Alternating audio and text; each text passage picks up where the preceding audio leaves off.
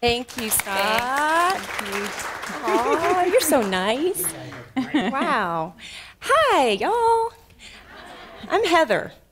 And Tracy and I are going to be giving you guys a roadmap that, like Scott said, is going to have signposts. There's going to be 6 signposts that bring you to a place very quickly, not in a complicated way, to feeling better, to feeling more whole, to feeling happier, to feeling more energetic, to attracting the things that you want into your life more easily. 6 simple steps, okay? And really, if you think about it, it's just 3 steps. But before we give you those 3 steps that each have 2 little baby steps inside the 3 steps, 3 times 2 makes 6, I have a 3rd grader, so we're doing multiplication facts. I want to see if I'm the only one that has ever wished for the proverbial magic pill that would just make me healthy overnight. Or maybe you like to think of the genie lamp, you know, right, Cheryl? That you get to rub and everything's perfect. I don't have a magic pill. Tracy doesn't have a lamp in her big old purse. But what we can tell you is that the roadmap we're going to give you does not require climbing a mountain. You don't have to run a marathon, and you don't have to become vegan if you're not already vegan. Okay, this is simple, easy stuff on the road to well-being. So if I were to promise you that this road is not only simple, but as oxymoronic as this might sound, it's paved in research. One of the things that is so paramount to what the work that Tracy and I do is that there is data that supports everything that we teach and everything that we do in our own lives. That some scientist out there, not me, but some scientist out there, looked at it, saw that it worked, wrote a big long paper, published it, and then Tracy and I have taken that, synthesized it, bullet pointed it, and made it really easy to digest. So that in 3 simple steps, of which each has 2 subtests, steps, you can find well-being simplified. Just 3. Sound like something you might want to do? Yeah? You ready? So the 3 simple steps are, in order for us to be healthy, holy, mind, body, emotion, spirit, we must first open to well-being. And what you're going to see as Tracy and I talk is that Tracy's going to take a physical, more of a physical aspect to each of these 3 large steps, signposts along our road. She's going to talk about in the beginning hydration and how just by drinking enough pure water the right way that you will open to well-being. I'm going to take the same idea of openness to well-being, and I'm going to talk more about a mental and emotional end of how we do that. Because the science has proven that there is absolutely research-based link between mind, body, and spirit. Mind, body, soul, mind, body, emotion, whatever word works for you. There is a link that if we are out of sync in any of those pieces in our person, that we will find ill health. So we're gonna look at all aspects within each of these 3 simple steps. So open well-being. The second step we're going to give you is to nourish well-being. Tracy's going to do the physical piece. She's going to talk about nutrition. And again, she's going to give you such easy and yummy steps. You're going to want to go home and do them tonight. Easy peasy lemon squeezy. She likes to say that. I stole that from Tracy. So she's going to take the physical piece of nourishing well-being. I'm going to take a mental, emotional piece, nourishing the spirit, and we're going to talk about manifestation. So many of you probably have heard of the idea of law of attraction. We're not going to talk woo-woo stuff. We're going to talk about stuff that is bona fide to the point where by thinking, noticing the things that you think, and noticing the things that you feel, you have the propensity to change your brain. Neuroscientists have proven that. Want a better brain? I know I do. So we're going to give you some tidbits. I'm going to give you some tidbits about how to nourish your mind and your heart space so that you do have a better brain and you do have a better immune system.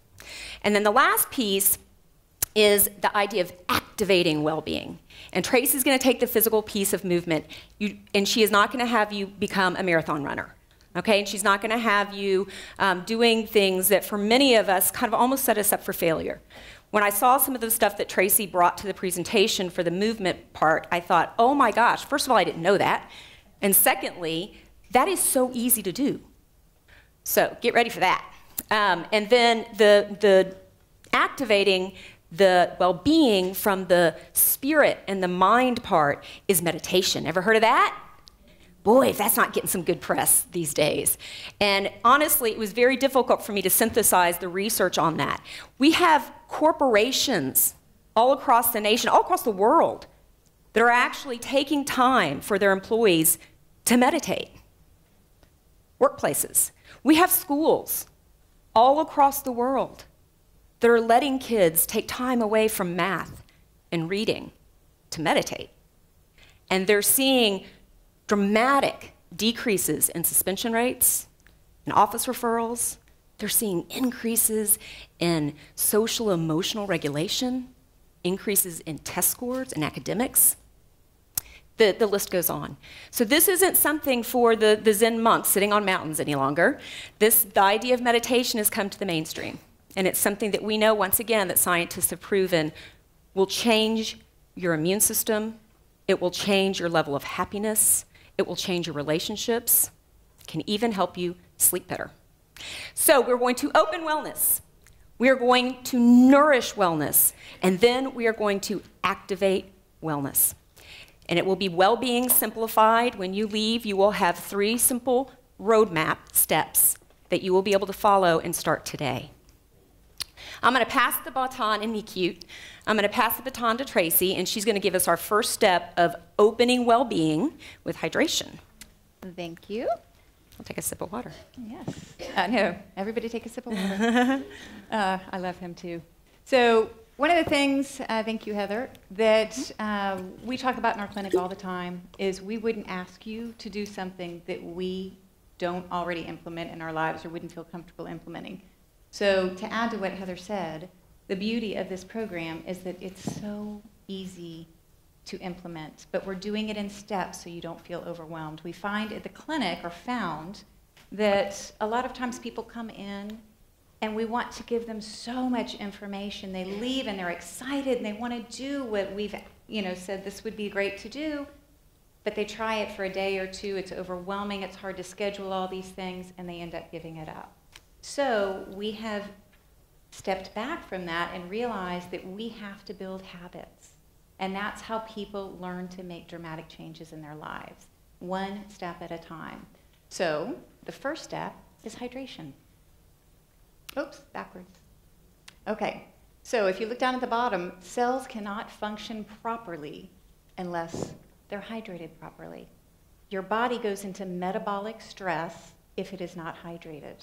You need water to bring nutrients into the cells and to get waste out of the cells. If not, that waste stays in the cells and it can cause damage to the cells. And as we all know, damage to DNA causes rogue cells. In other words, cancer cells. Causes other disease, inflammation. The root of pretty much all diseases that we found is inflammation, toxicity, stress.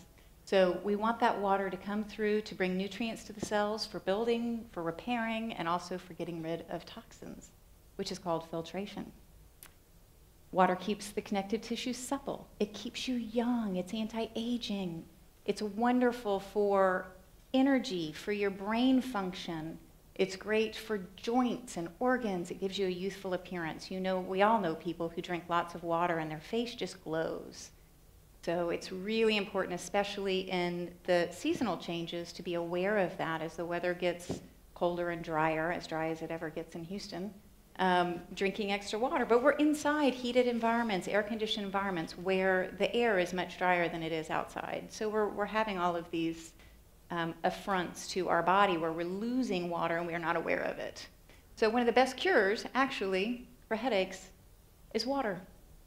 My children actually drives them crazy because they'll come to me every now and again and say, "Mommy, my head hurts." Well, they're usually saying it because they don't want to go to school or get out of something they don't want to do. But they look at me and they roll their eyes. I know, drink a glass of water. But it's true. It really helps. Increases energy, focus, and concentration. So here are some facts for opening well-being with hydration. The adult body, 60% water. You guys probably know that. We're a lot higher in water concentration when we're infants, but as we get older, we lose some of that. But the brain is 90%.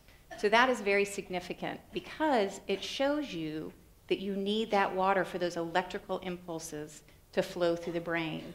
For your brain to function at its highest possible performance, you need water in it, and it needs to be clean water. So you can't do that unless you're drinking water.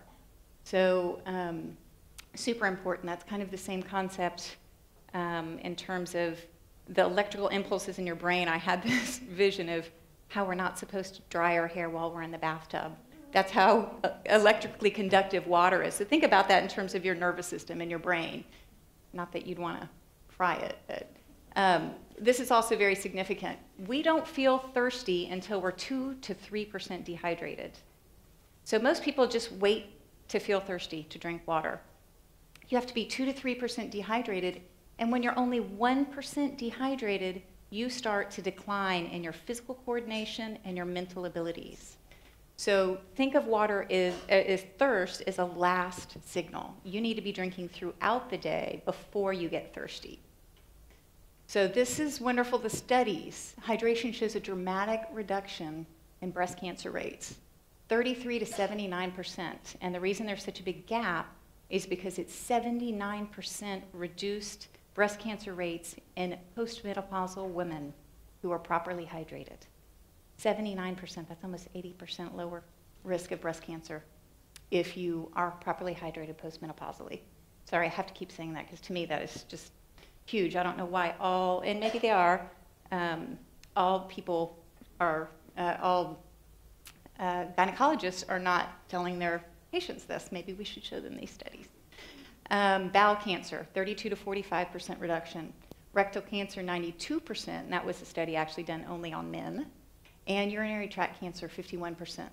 So a lot of these go back to what I was saying about flushing those toxins out, especially with the breast cancer, well, all of them, because you're not allowing those toxins to stay in the cell long enough. So I'll tell you, first of all, that giraffes drink only once every 3 days, so don't be a giraffe. And cute little cartoon. Water, water everywhere and not a drop to drink. Okay, so here are your action steps. Now, if you guys haven't looked in your folders, we have printed out a sheet that you can take notes on if you want. So it summarizes the action steps. We have a good step and we have an even better step. So you can do the good step, you'll get great benefits, that's wonderful. If you want to take it one step further, try the better. But start with the good unless you're already there. I think you'll be very surprised once you start doing this how much better you'll feel just by drinking enough water. So first of all, we want you to aim to consume half of your body weight in ounces of pure water a day. So if you're 150 pounds, 75 ounces of water. I think you'll be really surprised if you start measuring your water intake. I was famous in my family for always carrying around a glass of water.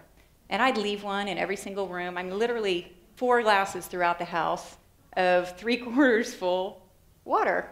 And I never drank it. So I started gauging, I started measuring how much I drank. I was only drinking 2.5 glasses a day. No wonder I felt so bad.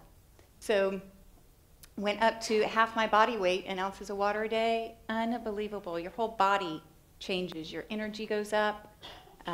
Your skin feels better. It's a wonderful shift. So start measuring that. Pure water or herbal tea. Urine should be pale in color. Although I have to tell you this, when you first start doing this, if you haven't been drinking a lot of water, you're going to be flushing a lot of toxins out. So your urine may be a little stinky at first. Not necessarily a bad thing. It's probably a good thing. We always say it's better out of you than in you. So don't be surprised if these aren't exactly what it looks like when you start. So urine should be pale in color, abundant, and it will be a lot more abundant when you start, because here's a little secret that a lot of women don't know. When you're dehydrated, you retain water because your body thinks it's in starvation mode or dehydration mode, so it doesn't want to let go of that water. So people say, oh, no, I don't want to drink anything because I'm already swollen. Well, once you start drinking water, your body starts flushing out and getting rid of all that excess water it's been holding on to. And by the way, it's pretty dirty water because it's been sitting there for a while, stagnant water. So you'll be going to the bathroom a whole lot more when you first start doing this. So don't worry, it's a good thing. And it should have little or no smell after the initial detox or flush. Increase your intake with increased activity. So the kind of the general rule with exercise is if you do 30 minutes of moderate exercise, add a glass of water, 8 ounces of water. So if you're doing an hour at the gym, make sure you're at least getting 16 ounces of water in. Weather, obviously weather changes. It takes 7 days, I think, if you move from a humid climate to a dry climate.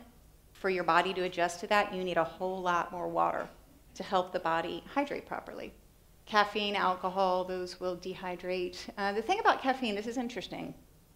Studies are now proving that it's not as dehydrating as we thought it was. A strong cup of coffee, yes. But black tea, green tea, not really. You're still getting the benefit of the water, a lot more benefit, and of the good antioxidants that are in the tea. Best to drink 4 ounces at a time. Your body cannot, if you sat there and go, okay, I'm going to drink a liter of water a day, gulp that down, your body's going to flush most of it out. It's not going to get to the cells where it needs to get. So 4 ounces is really a good goal. These are some apps I have down here at the bottom. Daily Water, Waterlogged, and My Water. Those are really good to put on your phone or your computer or your iPad, whatever you have, to track your daily water intake. And you can also track on some of them how you feel during the day. So you can make that correlation between, wow, I drank my full allotment of water today, and I really felt good today, and the next day. But the thing with water is I want to say it's like a water-soluble vitamin. It leaves your body, or it loses its benefit if you don't continually replenish it. So those are good apps. I would highly recommend them. So here's your better step. Your better step is to eliminate all the other stuff that's not necessarily so good. So sodas, canned drinks, processed drinks. Focus on things like herbal teas, pure water, green tea. Excellent choice. If you're going to do decaffeinated green tea, any kind of decaffeinated drink, a little health tip is usually, unless it's organic or water processed, it's processed with formaldehyde, and there can be traces of formaldehyde in the tea or the coffee. So stick with water processed, even better organic. So organic, they can't use formaldehyde, they have to use water. Some great ideas for helping to make water taste better. If you've ever been to a spa, I love that cucumber slice they put in the water. It tastes great, it's very refreshing, but a lemon slice, a lime slice, raw coconut water's great. Be careful with coconut water because it's become so popular now that they're adding a lot of junk to it. So read the labels. You want it to be pure coconut water. You don't want it to be coconut water mixed with half of its pineapple juice. Well, that's really not going to be very beneficial, but it tastes good. So not a great choice. And kombucha tea. Kombucha tea is fermented tea. I love the taste of it. Not everybody loves the taste of it, but it is a superfood. It's a power food. It's great stuff for you. It's got lots of probiotics in it, lots of B vitamins, really good for your body. They have an entire section at Whole Foods, a refrigerator section of all the different kombucha teas that you can have. So just make sure, again, look at the label. You don't want it to be sweetened. You don't want stuff added to it unless it's sweetened with stevia. That's a good sweetener. It's an herbal sweetener, no calories. It's not bad for you. So a good way to get that water in, and now here this goes against what I said before, but think about your nighttime. You go for 8 hours without drinking any water. So it's a really good idea to drink a glass of water upon rising. So I keep a glass of water next to my bed first thing in the morning. I drink that glass of water. I know a lot of people who will go in and make some warm water and put a lemon slice in it or a few squeezes of lemon because that actually activates the liver and the kidneys and helps flush out more toxins. But it's a good idea to drink that water upon rising, and then you've already knocked out 8 ounces. So this is a great quote. This man is amazing. He wrote a book you might want to write down called Your Body's Many Cries for Water. And he was an Iranian medical doctor who did amazing research, was jailed for years in Iran, then ended up, I think in the 90s, or no, 80s, he ended up being let out of jail and then escaped the country and came to the United States and did a lot of research on water. So it is chronic water shortage in the body that causes most diseases of the human body. And he shows it in this book, all of the diseases that are connected with water deprivation. So at that note, I'm going to hand it on to Heather and let her go a little deeper. Yes?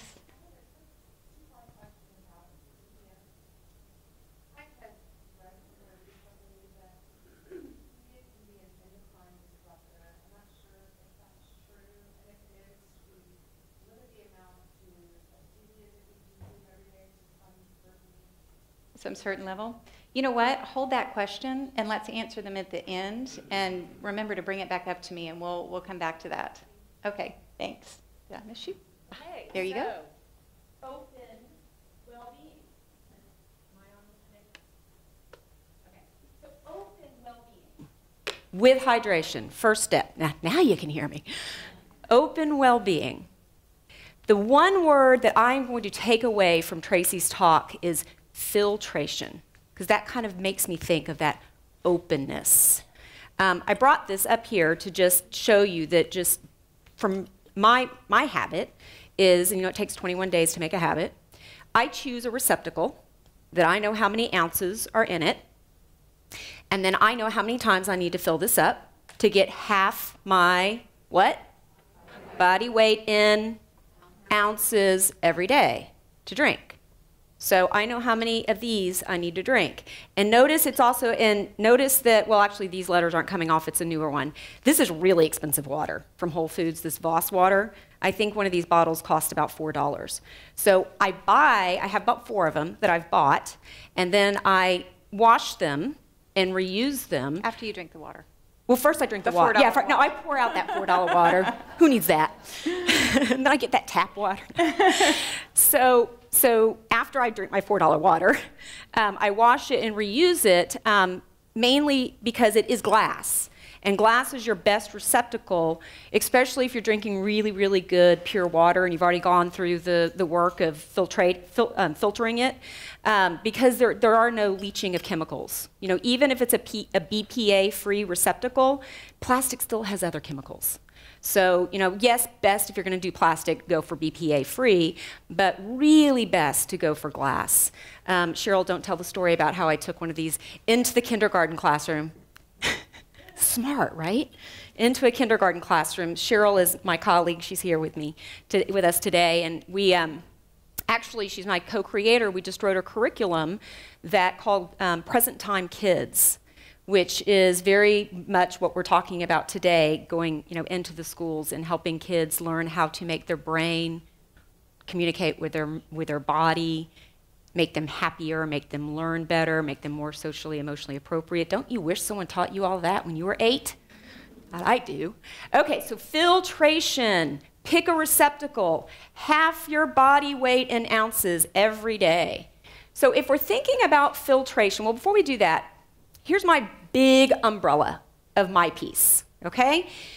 Everything that I'm going to talk about in our 3 pieces of opening well-being, nourishing well-being, and activating well-being is going to be predicated on, let's see if I can say this, psychoneuroimmunology, PNI for short. It is a very robust science right now where scientists are looking at the interplay between the body and our nervous system and our immune system.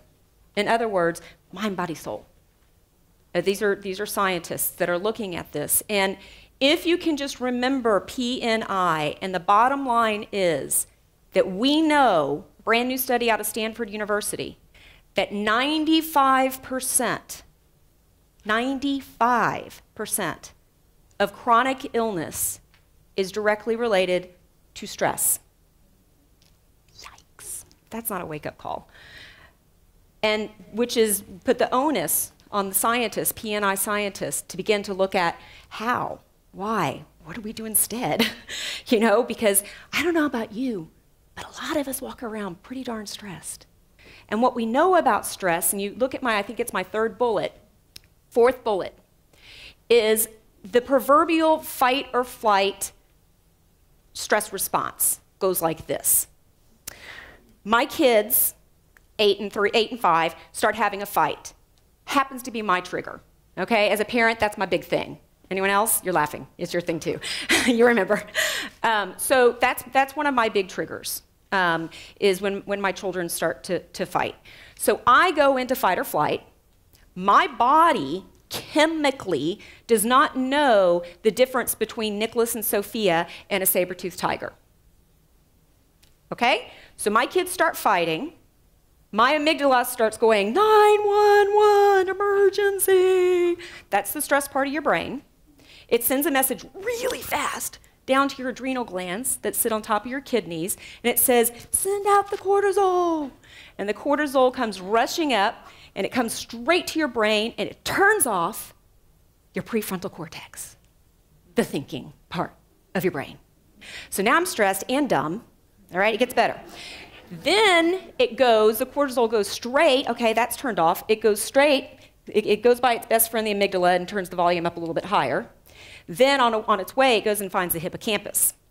The hippocampus is a tiny little piece in your brain that is responsible for lots of things, just like, you know, most of our brain, but it's really responsible for memory. And it starts killing memory cells. So now I'm even dumber. So think about a time in your life when you were super stressed. And we have the adages like, well, I just blanked it all out, or it's all a big fog.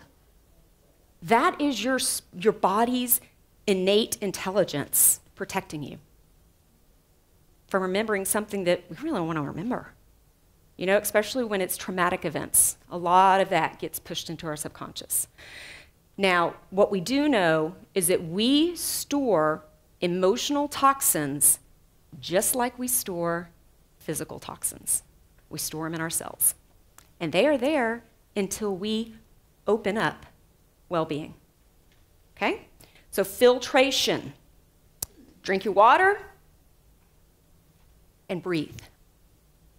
When I see clients, almost 95% of the time, probably 99% of the time, the very first thing that I teach them, whether they're 5 or 75, is how to breathe properly.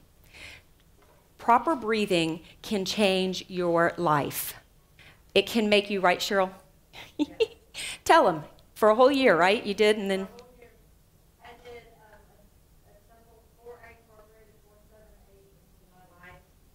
I breathe a couple minutes a day, not every day, but most days, maybe 300 days out of the year. And I was in a very stressful situation.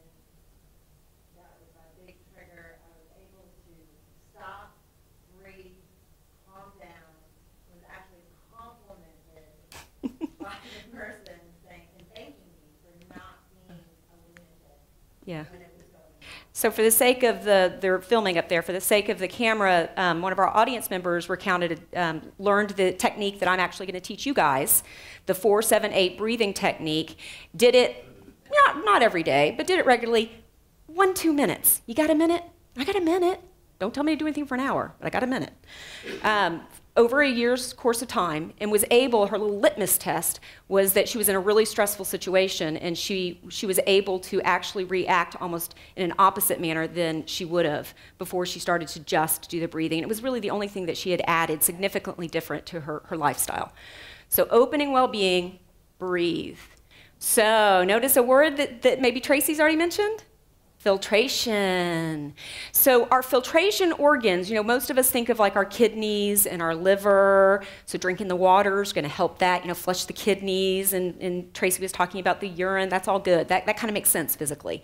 But if you think about breathing, breathing filters in a lot of different ways. Breath work, of course, filters, what's the most obvious one? Right, through your lungs. Your lungs are a great drainage system, a great filtration system also. You know, our biggest, of course, being our skin. You're drinking that water, you're doing proper breathing, those emotional and physical toxins are going to go out, even through the skin. So, but another way that breath work works with filtration is internally what you're doing is you're stimulating your nervous system, and you're stimulating, remember Mr. Cortisol?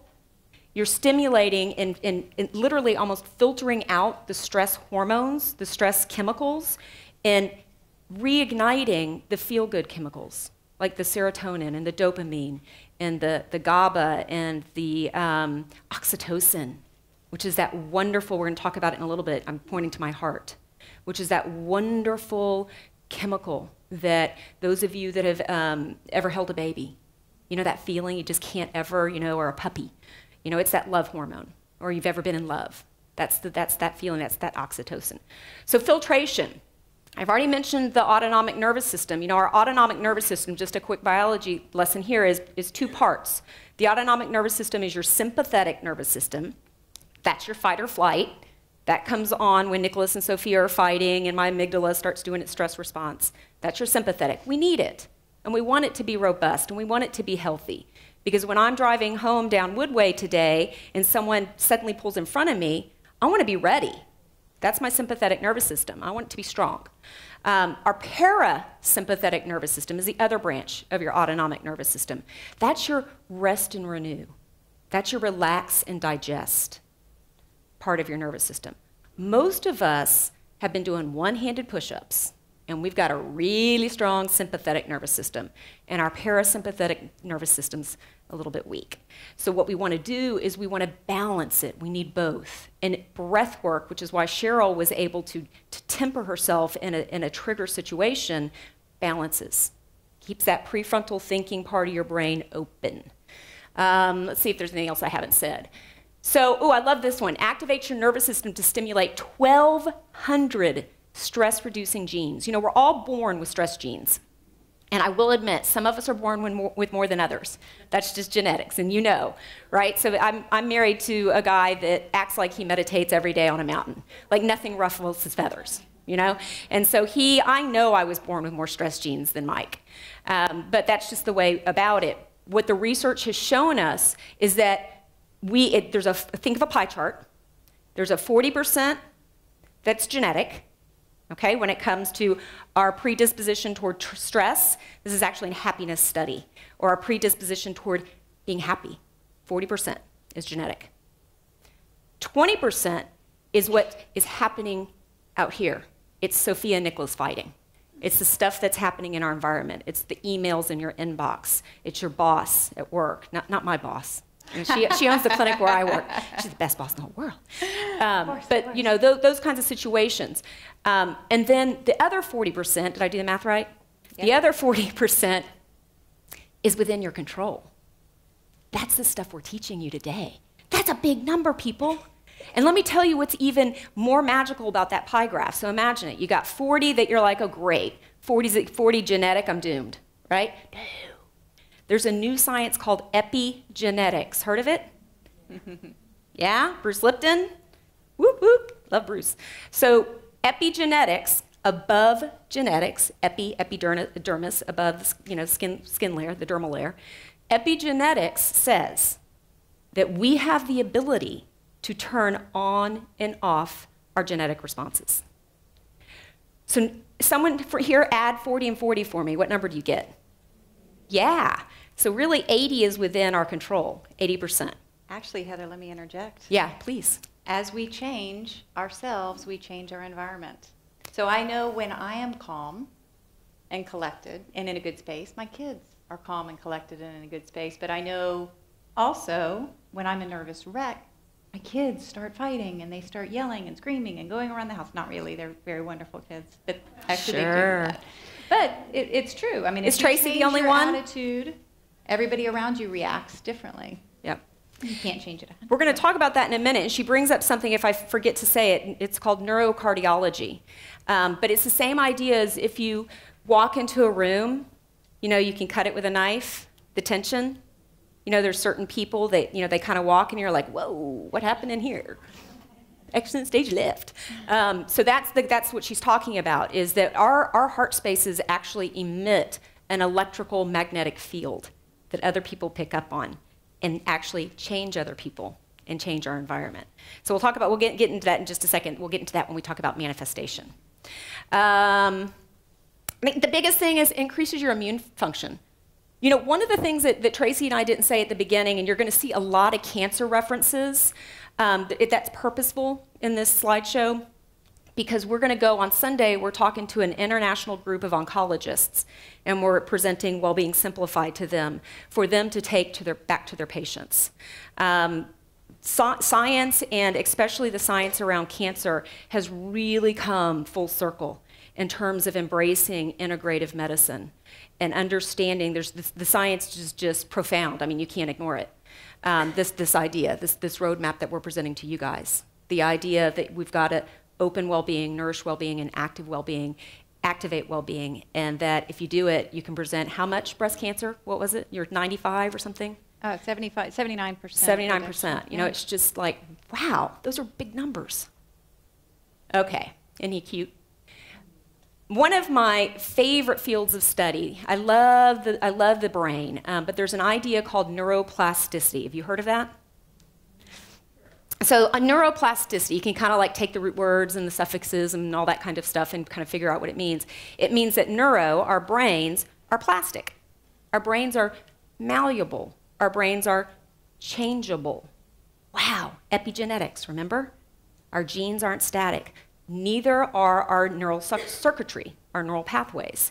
So what happens when we do breath work, we activate, and I'm going to teach you a technique that the de-stressed breathing engages the abdomen. Okay, so the air goes into the abdomen. Ooh, I just heard that I need to eat some lunch. And then when the air goes out of the mouth, the abdomen flattens. Most of us, when we breathe, we do stress breathing, and it looks like what?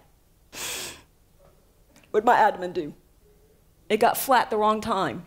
Okay, so I inflated my lungs. Yes, I do need to get air to my lungs, absolutely, but that needs to come after the air goes to my abdomen first. When you do stress breathing, slow, rapid, chest-only breathing, shallow breathing, it sends a message through a nerve called a vagus nerve, has two trunks to it, your biggest nerve in your body, that rests right here in the abdomen. It goes all the way up. Its tendrils touch every open organ in your body, or in your torso here. It goes all the way up, hits your brainstem, and ends, where do you think? Your prefrontal cortex, the part of your brain that is your thinking part, the emotional regulation part, the problem-solving part. It's your executive functions. And so when I simply, and that's what happened to Cheryl when she was in the airport and had that stressful event, she had beefed up not only her vagus nerve's ability to immediately send a message straight up that telephone line to the prefrontal cortex, it's all cool. Everything's okay. Just think. Problem solve. Bring those emotions down.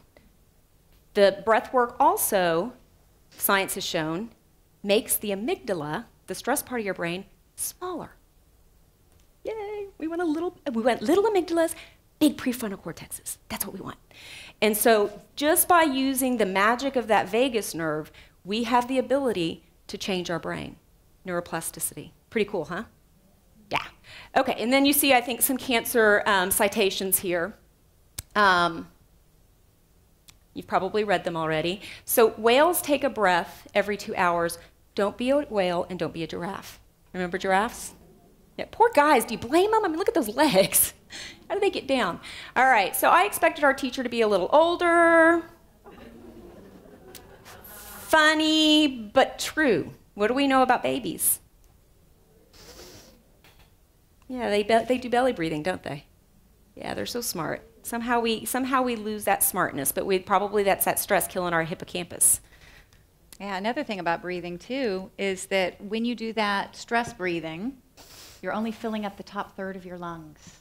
And when you do that, you're not adding enough oxygen into the system to get toxins out to your lungs, to oxygenate your body so that you have energy to do all the wonderful things that oxygen, to carry red blood cells.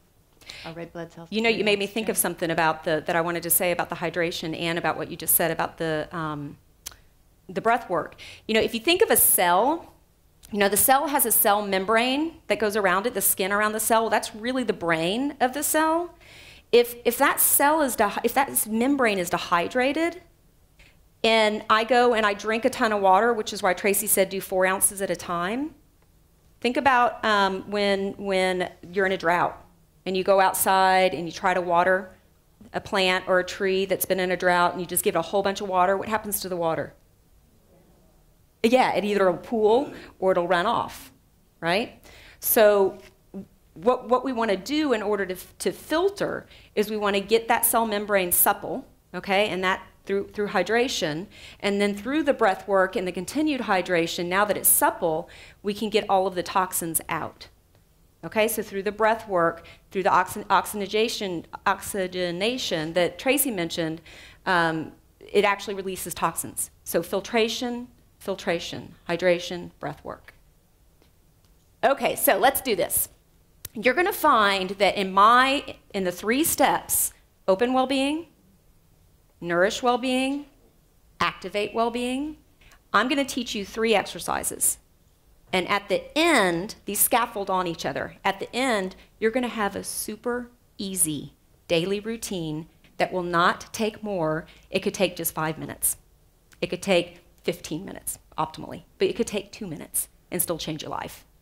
That will utilize each of the 3 exercises that I teach you. So the first one is the 4-7-8 breathing. So 4-7-8 is belly breathing. And everyone, if you would, just take your hand and put it on your belly.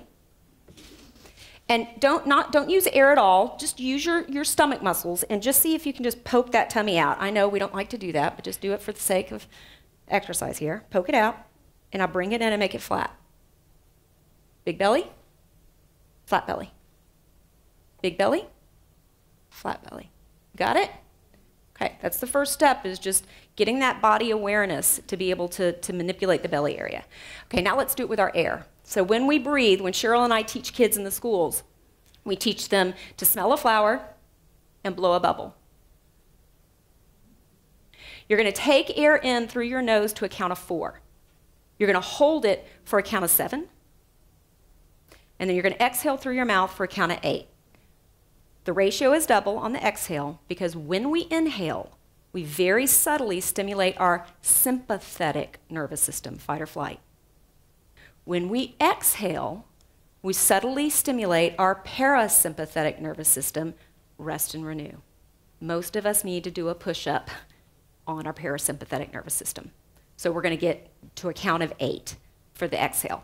So I'll do one, and then we'll do it together. So it's going to look like this.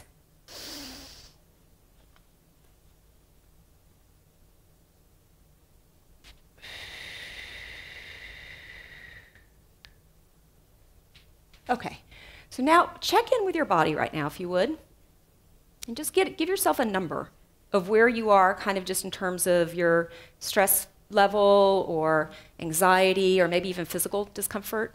Just give yourself a number. And then if you would, go ahead and just let your eyes close, and you're just going to listen to my words. Get all the air out through your mouth first, kind of come back to a baseline. And take air in through your nose, 2, 3, 4, big belly. Hold, 2, 3, 4, 5, 6, 7. Out through the mouth, 2, 3, 4, 5, 6, 7, 8. In, 2, 3, 4. Hold, 2, 3, 4, 5, 6, 7. Out. 2, 3, 4, 5, 6, 7, 8. In, 2, 3, 4. Hold, 2, 3, 4, 5, 6, 7. Out. 4, 5, 6, 7, 8. One more on your own.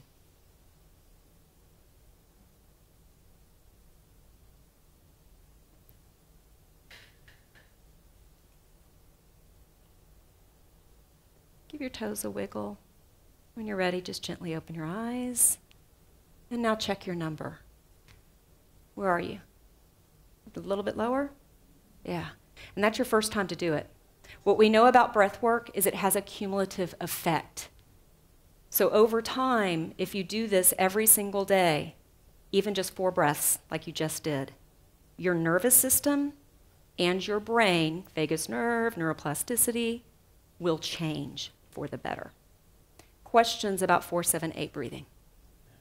Okay, you got it? It takes practice. It's a little hard at first, isn't it? So this is one of my favorite authors. You guys know him, Thich Nhat Hanh. He is actually a Buddhist monk. He's a little Buddhist monk, but he writes stuff that's just so accessible. My favorite book is Peace Every Step. Peace Every Step. And he says, breathing in, I calm body and mind. Breathing out, I smile. Do you know that when you smile, you release endorphins? And even if you don't feel like doing it, do it anyway. Neuroplasticity. All right, so second step on our road is nourish well-being, nutrition. Thank you. So isn't that simple, the breathing? I mean, she's amazing. It's so simple, and it's such an easy thing to do. There are some apps out there. I know, I forgot to put my apps on there. But then all you have to do is look, Google. There's a bio breathing is my favorite. Sorry, I didn't put it on there. Bio breathing. So easy, and you can actually adjust the seconds. So you can put the inhale, you can put it to 4, and the exhale, it doesn't have a hold your breath, but then the exhale you can put to 8, and you can just watch it. It goes up and down. It'll help you kind of keep the tempo and train yourself. Excellent. And you know what I do, which I don't know if this is an okay thing to do or not, but at least I'm breathing, is I walk, and every step is a count. So I'll walk around, the room and just count my steps. That way I know the cadence is the same. So good stuff, good stuff. So nourishing well-being, nutrition.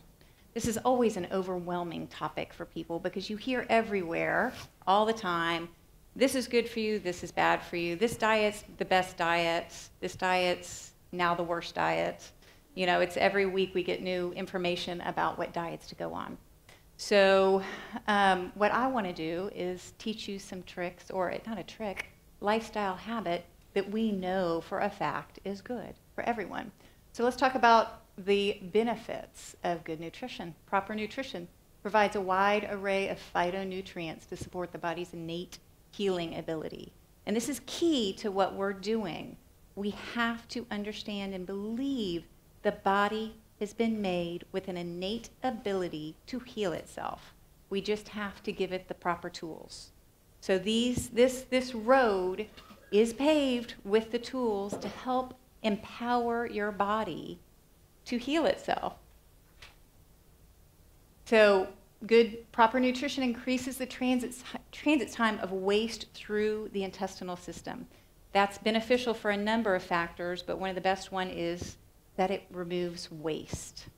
It removes bad hormones. The longer waste sits in your intestines, the more time your body has to reabsorb toxins. We don't want that. We don't want things refloating through our body, depositing places. We want them out. Increases your immunity and helps protect against cancer, aging, inflammation, and diseases. We all know this. We all know this stuff. But before we focus on nutrition, remember your body must be properly hydrated in order to get those nutrients into the cell.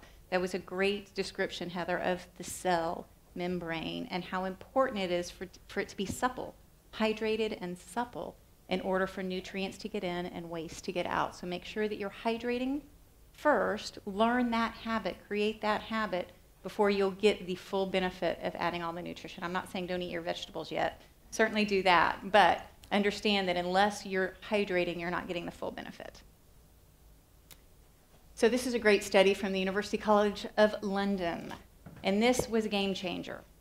It was a very large study where they found that people who consumed 7 or more servings of vegetables and fruit a day at a 42% reduced risk of death from all causes, even car wrecks.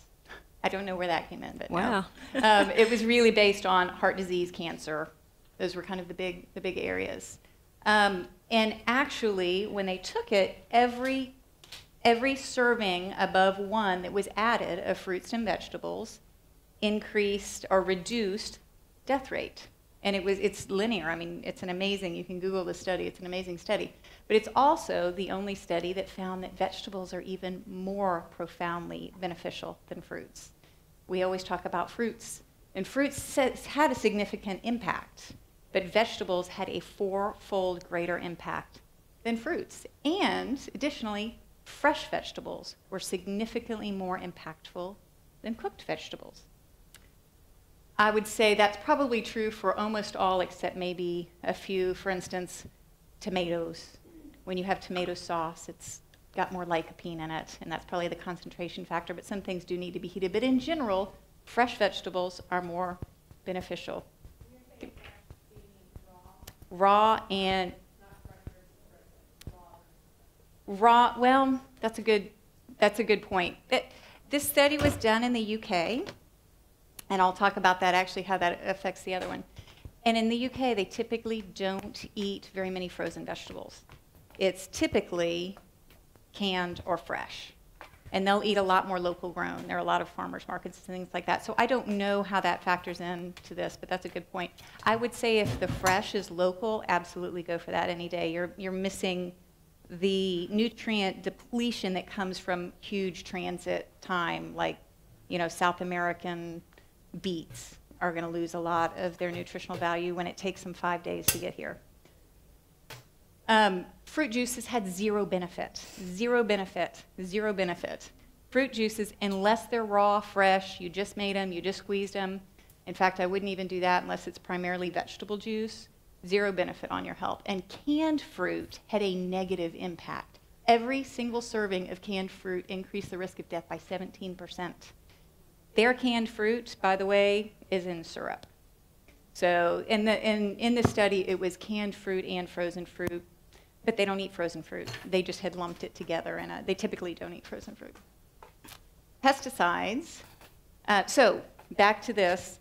Definitely want fruits. There are benefits. Definitely want vegetables, but you want to lean towards more vegetables. And I know that's a challenge for kids. I'll give you a couple of hints of how to get those into kids. One is they do have these raw, wonderful green powders that you can put in shakes and things like that, and hide them. Blueberries are great because they'll make the shake look dark, and the kids won't know that you've put green stuff in it. And you have to start slowly and add, and they'll develop a taste for it. But another thing that we do that has been very helpful for our family to get my kids to eat more vegetables is about 30 minutes before we sit down, the time at night when your kids start saying, I'm hungry, can I have a snack, And you're going, no, you can't, you're spoil your dinner. We have a salad ready for them. And it's not a lettuce salad, it's just cut up vegetables. And they come and they automatically just come and eat their salad while I'm finishing cooking dinner. And they get at least 2 or 3 servings of vegetables in there. And it started out with just carrots and cucumbers, because that's about it. They wouldn't eat that much more.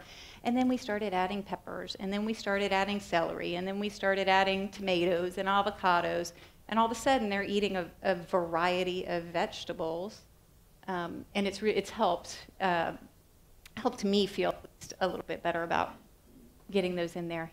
Yes?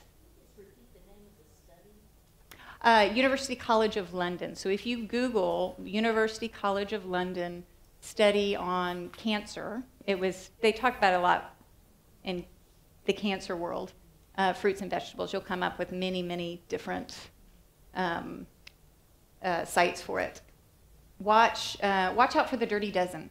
A lot of non-organic produce are sprayed with carcinogenic compounds. Lettuce that's not organic is typically sprayed 11 to 13 times by the time it reaches your plate. And that doesn't include if you're at a salad bar and they're spraying the stuff at the salad bar with whatever they spray it with. So there is something called the Dirty Dozen that the Environmental Working Group comes out with every year, and they test produce from around the world. And they tell you where or which fruits and vegetables are most highly sprayed with pesticides. And typically those those 12 fruits and vegetables will account for over 80% of the pesticide exposure that we have. So they're very, very heavily sprayed things. And there'll be things with the thin skins, it's logical. Things like strawberries and apples, blueberries, apples, grapes, plums, peaches. What was that? Oh, I'm sure they were not sprayed. celery. Celery is another one. And the ones that are least detrimental, have the least amount of pesticides, are the ones that have the thicker skins, like the melons and the avocados and the bananas. So if you're going to spend your money somewhere on organic produce, make sure you figure out which ones are the most significantly impactful. So buy the ones like the peaches and plums and grapes and apples and strawberries, and that buy those organic. Spend your money there and don't worry about the bananas as much, although they do taste better, I think.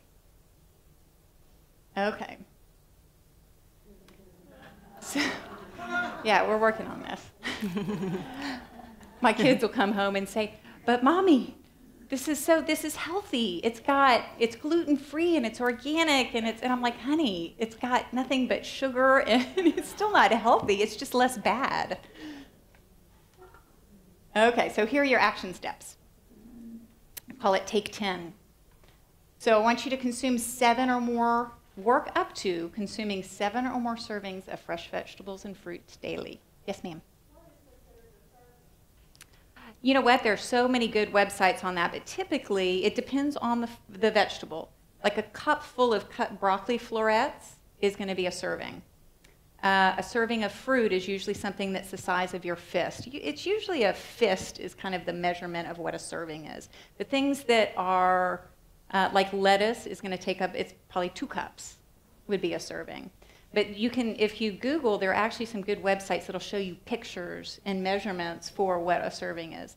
But little things like a clementine, you'd need 2 of those to have a serving. Does that make sense? Okay. So ideally 5 servings. What I try to do is 5 servings of vegetables and 2 servings of fruits at least. It seems daunting, you know, when you start thinking, oh my goodness, that's a lot of stuff. But really, if you start working it into snacks and into breakfast, so easy. I do things like tricks, like I get vegetable soup or chicken and vegetable soup, and I use leftover broccoli from the night before and put it in the soup. So I'm adding another serving, and it makes a thicker soup, and I'm more full. Or I'll make eggs in the morning, scrambled eggs, and I'll use leftover vegetables from the night before, like cauliflower is delicious in scrambled eggs with some feta cheese and salt and pepper. Even you can put some hot sauce on it. So lots of good recipes out there for vegetables. You can make, pre-make things, cut up vegetables, keep them in the fridge. It's key. It makes your life so much easier. It takes a few minutes when you get home from the grocery store or the farmer's market, but we always have a box of cut up sweet peppers, celery, cucumbers. Cucumbers, by the way, is another dirty dozen fruit or vegetable that was just added. So if you're somewhere where you're getting cucumbers or any of these foods, your best bet, and you're going to eat them anyway, take the skin off. Peel the apple, take the skin off the cucumber, and you'll be better off. So cut up those vegetables, sweet peppers. You know, I use them to dip them in hummus, things like that. Fill your plate first with vegetables.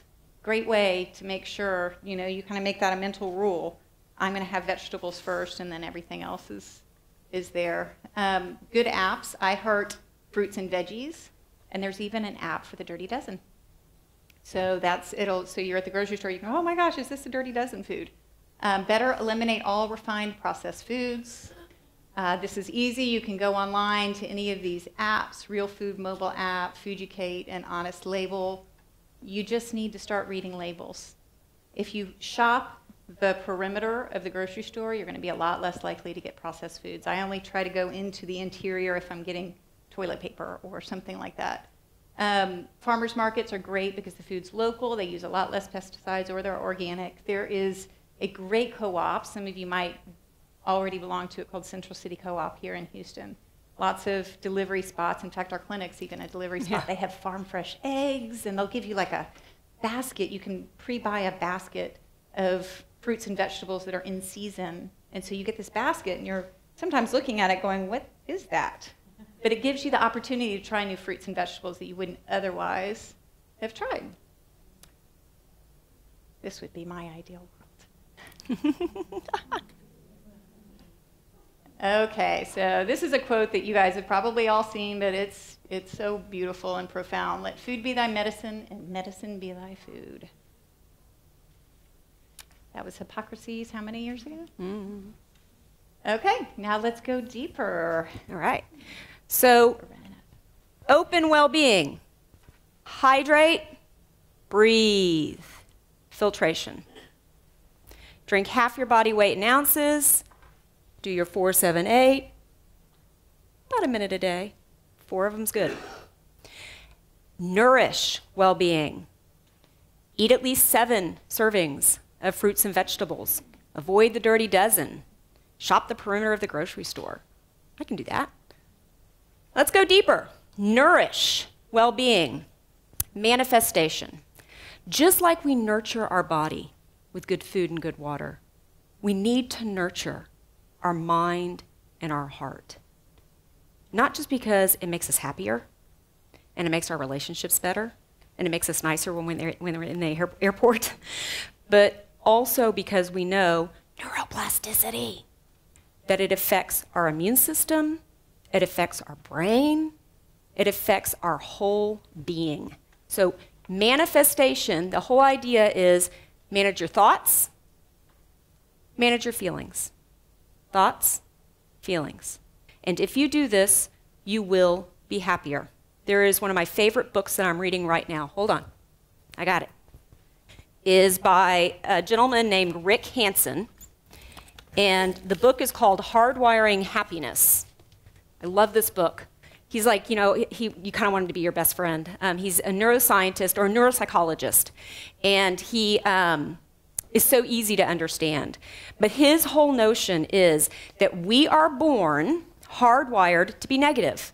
I found that so validating because I thought it was just me, you know, but it's all of us, that we're hardwired to be negative. He says that our brains are Velcro for the negative and Teflon for the positive.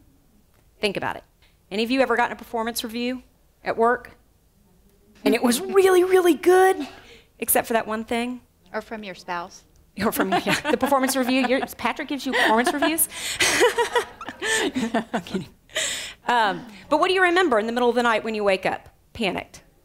That one little thing. Even though you got an A+++ gold star, you know, you remember that one little thing. So we're Velcro to the negative, Teflon to the positive. He says we can reverse that. And one of the things that he talks about is manifestation, managing our thoughts, managing our feelings. And if we do that, we will get different things in our life. Now, it's scientific, because if we really are electrical and magnetic in nature, it makes sense. Stay with me here. There he is at the top. Dr. Rick Hansen's self-directed neuroplasticity. It says it's all within your control, that if you can manage your thoughts, you can change your body and you can change your life. Now, if you go down to the third bullet there, this is what Tracy was talking about. There's an institute called HeartMath, and they are a group of scientists called neurocardiologists. Not this brain and this organ, but neurocardiologists. They believe that the heart is a second brain. In our clinic, we believe there's 3 brains, this one, and your gut. But the heart is a second brain that has its own nervous system, and it has 40,000 neurons. And the heart space actually emits 5 times more electrical energy and 60,000 times more magnetic energy than this brain. So if I am feeling good feelings on purpose, I am going to magnetically attract good people into my life. It's true. It's scientific. And if I am thinking good thoughts in my brain, not only am I going to be able to temper my amygdala and get my prefrontal cortex really nice and my parasympathetic nervous system very robust, but I'm also going to be able to attract better things into my life. If you can think a happy thought for 17 seconds, which try it, it's kind of hard.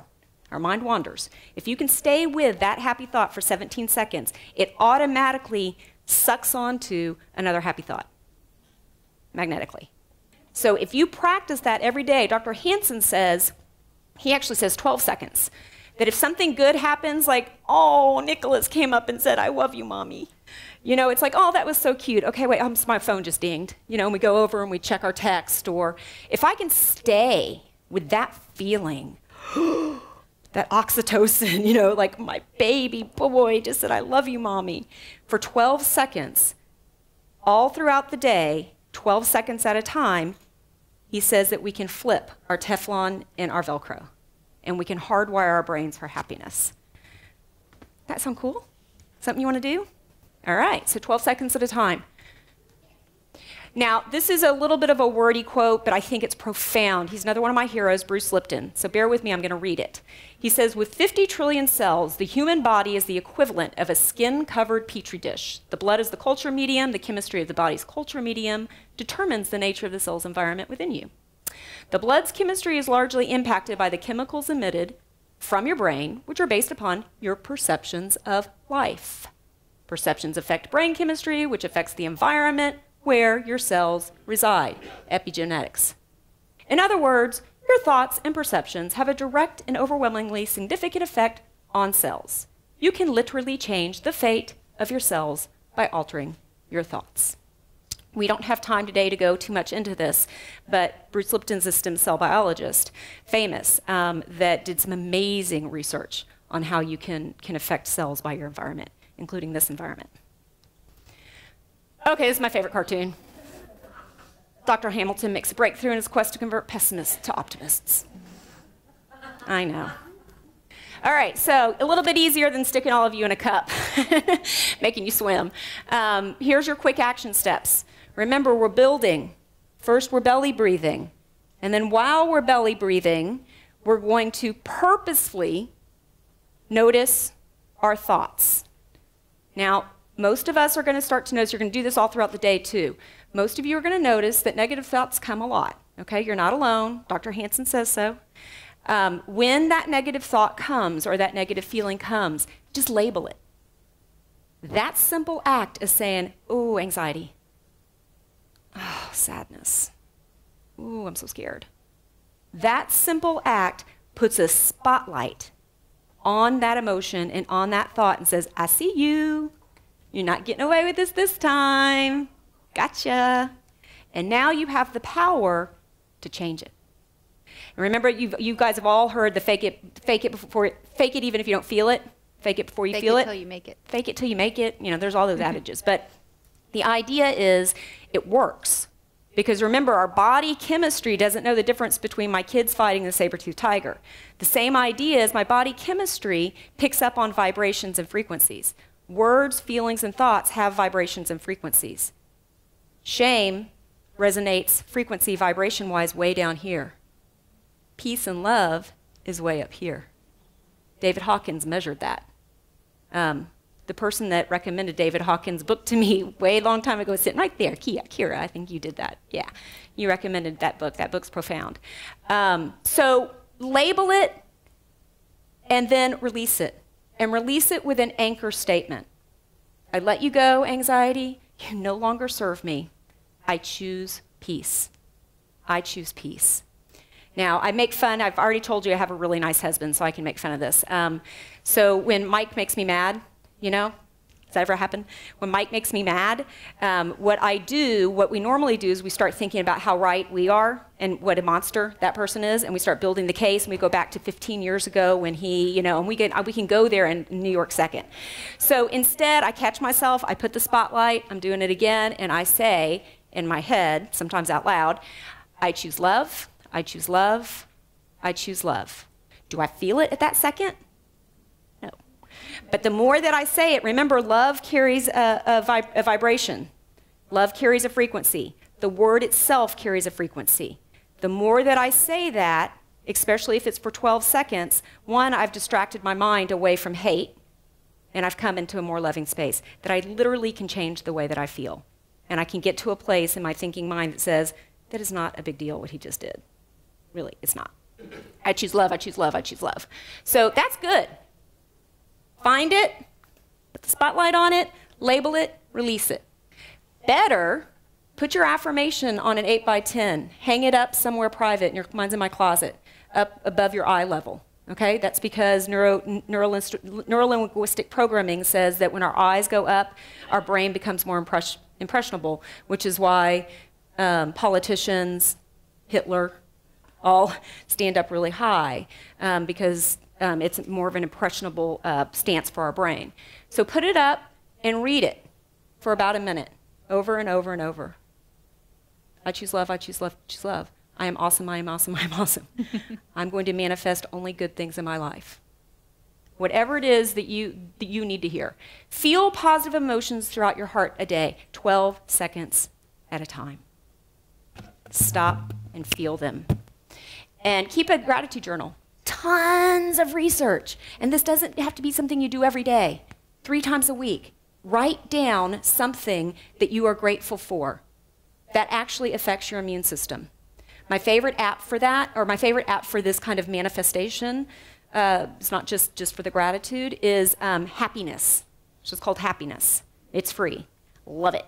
But they have like a little gratitude journal, and they actually will ping you all throughout the day to say, something happened today, something happy, think a happy thought, and it's just like that nagging, mother-in-law that, that's a good manifestation.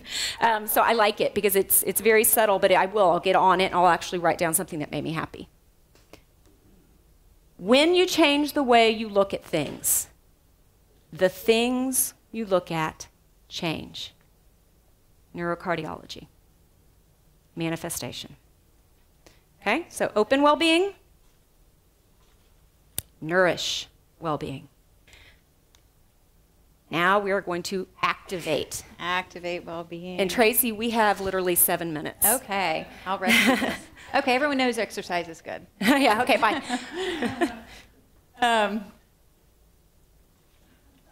Yeah, this one's pretty bad.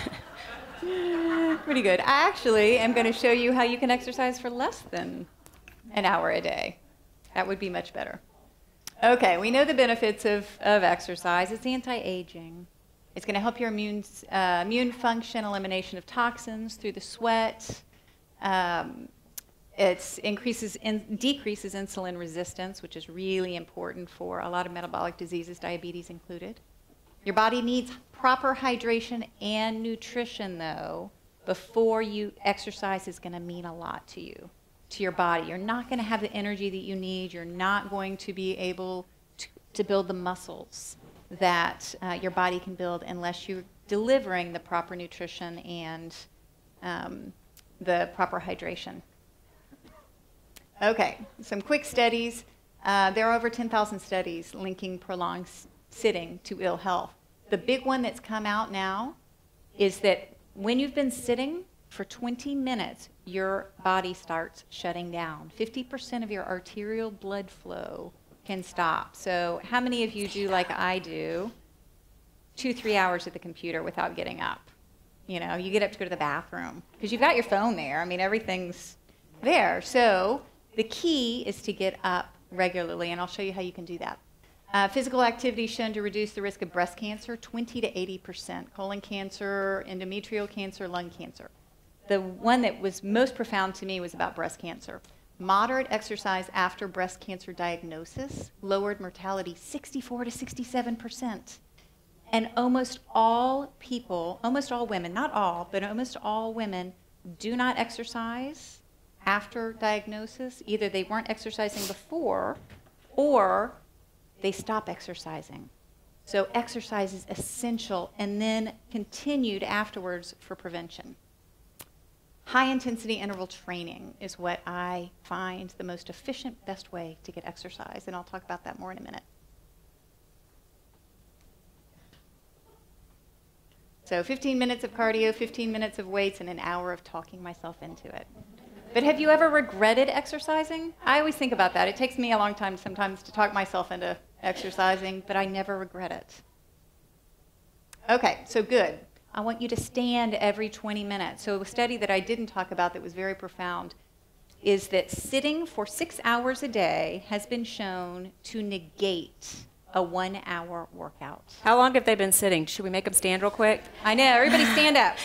Stand up, move your legs a little bit. Oh, we should have done that. Yeah, keep talking. Yeah. So, and remember that 20-minute mark. So we want you to move for at least 90 seconds because that reactivates everything every 20 minutes. So what I do, I don't have one of these apps, but these are good apps. I set the timer on my phone. I put it either at the top of the stairs or way across the room with a glass of water. Every 20 minutes it goes off. I walk over there, drink my 4 ounces, and I'll do a yoga pose or a couple of stretches or, change the laundry out, whatever it is, something where I'm moving around, and then I can go back and start to work again. So these are good apps, and the Jawbone, those are great too. You can put it on your wrist, and I think Scott was talking about that. He's got one on his wrist. And better would be 3 to 5 hours a week of exercise. That's really been proven to be the significant turning point for people, is 3 to 5 hours a week. Within that 3 to 5 hours, I would love to see 2 high-intensity interval training workouts. Those are 20-minute sessions. You guys can sit down now. It's been 90 seconds. Sorry. You're fixed. Within that, it's interval training. It's sprints. So you can do it walking. You can do it in your house going up and down the stairs. So it's 90 seconds of moderate exercise, 20 to 30 seconds of a sprint. Easy, easy, easy peasy, lemon squeezy. Easy, easy. So, hey, I'm well. How are you?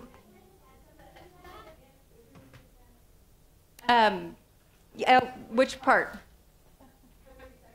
Oh, somebody has said something. How many seconds? So the best thing to do is to go online and find it, but it's usually 90 seconds of moderate exercise and then 20 to 30 seconds of a sprint, something where you feel like you're going 90% of your ability, like you can't talk while you're doing it. Of course, you're not going to want to do this unless you've talked to your doctor. What is that disclaimer? Yeah. Everyone has to say, talk to your doctor before you begin. She's right. It only takes 2 times a week, guys, and this takes 20 minutes.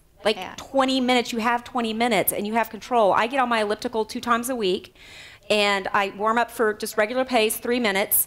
Then I hit it really hard for 30 seconds. I got my iPhone right there. Just hit it really hard for 30 seconds, and then just kind of go back to normal pace for 90 seconds, 30 seconds, 90 seconds, 30 seconds. 8 times. You're done. It's called Peak 8. So Peak 8 is that's the one I use. Peak 8. I use Peak 8. Peak 8. Yes. Absolutely. Dancing is exercise. Absolutely. That is such a fun exercise. That is brilliant. Yes. Dancing. And you can do dancing as a sprint. You can do slow, fast. So that's great. So look that up. High intensity workout timer is on here. MyFitnessPal is a good way. I love this map my walk. I live by some green spaces, and it tells you where you've gone, and you know exactly what your pace is. You know how many calories. So I do that in between. I add that in as well.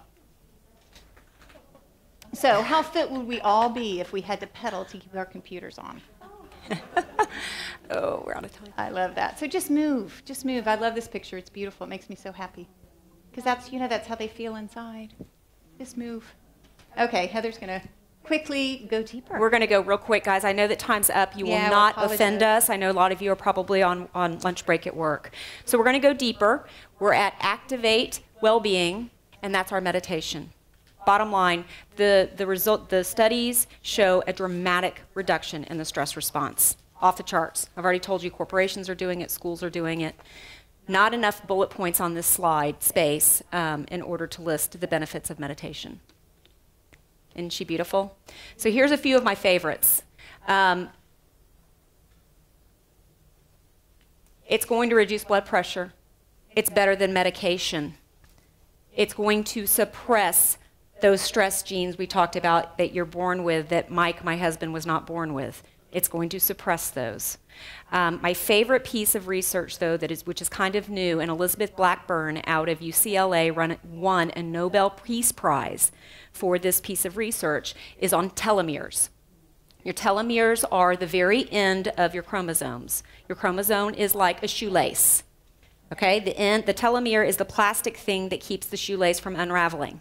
You want telomeres. You want long telomeres, okay, because you want your chromosomes to stay long and safe even when they divide. That is the key to anti-aging, is good, strong telomeres and a lot of telomerase, which is the enzyme that feeds those telomeres. Meditation gives you more telomerase and stronger telomeres. It's the first study that has shown that something like meditation actually can reverse aging at a cellular level. I'm searching for a happy medium between sitting on a mountaintop and eating cheese fries. I got your happy medium. You ready? Here it is. Good. Okay, we're compounding our exercise. We're going to belly breathe. While we belly breathe, we're going to activate that electromagnetic field from our heart, and we're going to think about Nicholas saying, "I love you, Mommy." And we're just going to stay on that. We're just going to say gratitude. In, hold, 2, 3, 4. On the exhale, gratitude. And I'm going to think about all the things I'm grateful for. Self-directed neuroplasticity, right, just by doing that. The third piece is I'm just going to go into a few minutes of meditation. Doing those 2 steps, breathing and heart feeling, is meditation. Now, guys, we don't have enough time to go too much into this, but hear me say this. I am not a Zen monk sitting on a mountain all day long. I meditate, but I'm telling you, you can make a difference in your body and in your life in 2 minutes. If you can sit down, start with a few belly breaths, generate some good feelings and some good thoughts, and then let the thoughts go and focus just on the breathing. Those 3 steps, even if it's just for 1 minute. Meditation simply means that you're giving your mind a break. Mind's only job is to think. You're not the only one that has a monkey brain when you try to turn it off. We all do. You give your thoughts a break, put them on a cloud, let those thoughts float away, come back to your breath. Right, Amita? We actually have a meditation teacher in our audience, so she will be in the hallway at the end. My colleague amazing. Over here, Amita, teaches meditation. Is that right? Would you add anything?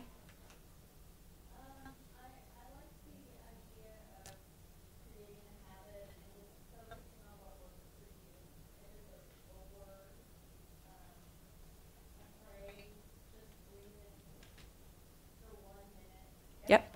She says, focus on what works for you. And that's the beauty of meditation. There's no formula, is what she's saying. She's saying just if you want to have a mantra, if you want to pick a word and you think about that word as you breathe in, you say the word as you breathe out. The whole point is having a focal point so that you can give your thoughts a break just by doing that. Isn't that crazy? Your telomeres are going to get longer, people. You're going to have less wrinkles. That's bottom line. So just by meditating. Pardon? You can just think about a flower. Yeah. You can focus on, I have beautiful candles that Amita made. I use my candle that you made, and I light it, and I just gently let my eyes gaze on the candle, and if I don't want to have my eyes open, I smell the beautiful smell of the jasmine that you put in the candle. Smell the smell.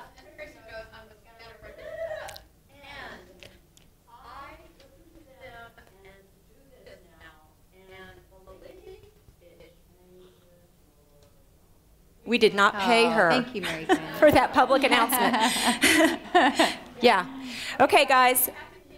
Open well-being, nourish well-being, activate well-being. Hydrate, breathe, eat good foods, think good thoughts, feel good feelings, move your body, and meditate. And your life will be different. I know it's our time to go, but we do have some parting words here, and then we want to take some questions for those of you that can stay. How would your life be different if you were conscious about the food you ate, the people you surround yourself with, the media you watch, listen to, and read? Let today be the day you pay attention to what you feed your mind, your body, and your life. Do it for you. You deserve it. And thank you so much for gracing us with your beautiful presence. Thank you. Thank you.